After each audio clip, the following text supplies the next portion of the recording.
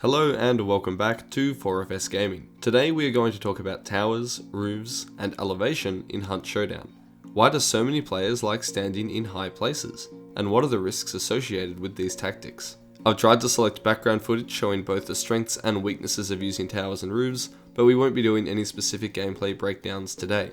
So the first thing that you need to understand about elevation is the cover advantage that it provides. Basically, while standing significantly higher than your opponent, you have the ability to simply walk backwards or even just crouch to cut off line of sight. Because you can do this at any point, it becomes a significant advantage. You are able to essentially take cover at will, while your opponent on the low ground may have to move several meters to find appropriate cover. At the same time, by being higher up, you can see over much of the low cover that your opponent may wish to hide behind.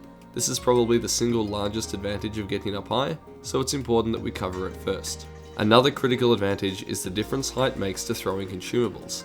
When you have elevation advantage, you can throw dynamite and firebombs further than if you were on the ground.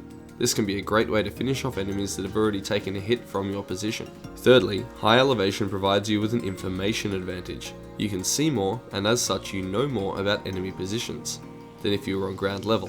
You don't even have to shoot and reveal yourself to do this, just make callouts for your teammates. So across the two maps, there are a variety of places where you can get this elevation advantage, but we're going to divide them into two broad categories, roofs and towers. Let's start off with roofs. Many compounds will enable you to get onto their roof. Now these roofs are almost always slanted.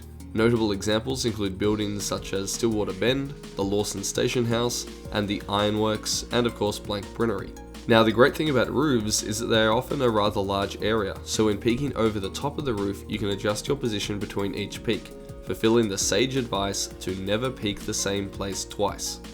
This makes them much more useful in fights than peeking through windows in second stories of a building, which although it will provide a similar elevation advantage, it provides limited places to stick your head out, and thus increases the chance that you will have your head blown straight off as soon as you do. Of course, the disadvantage of roofs is that if someone gets around behind you or to the side of the slope that you're peeking over, your cover advantage is completely nullified. As soon as you have enemies on either side, you need to get off that roof because there is often very little ability to hide. Towers, on the other hand, do not suffer from this issue. They can often have cover to many different directions, but are limited by the number of places you can peek from. And often they are not very accessible, requiring slow ladder use to get up and down from. And by towers, I'm talking about real towers. Think Blanchett Graves, Healing Waters Church, and Arden Parish. Not those horrid red sniper platforms scattered around the map. They are pure suicide. The trick with towers is that it seems everyone wants to check them as they approach a compound. Every time I cross into Healing Waters Church, you can bet that I aim in on the tower to see if anyone is up there. I'm assuming that a lot of you do the same, but how many of you look back there after another 5 seconds, then again as you get even closer?